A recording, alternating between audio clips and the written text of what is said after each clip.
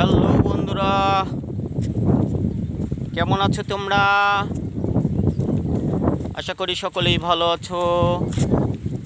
তো প্রিয় বন্ধুরা, আমার দেখতে পাচ্ছেন আমার পেছনে শুধু কচু আর কচু, চারপাশে কচু। আলুর পরেই যে কচু, প্রচুর পরিমাণে কচু লাগাইছে মানুষ। তো আশা করা যাচ্ছে যে ফলন খুব ভালো হয়েছে। এখন দামটা ভালো থাকলেই হইল, তাহলেই কৃষকের স্বপ্ন পূরণ হবে, তাছাড়া তো হবে না। ধরো মাহা ধরো।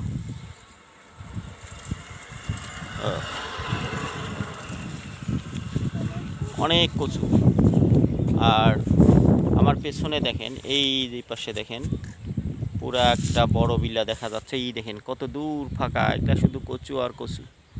অনেক কচু লাগাইছে মানুষ। তো ভালো থাকবেন, সুস্থ থাকবেন।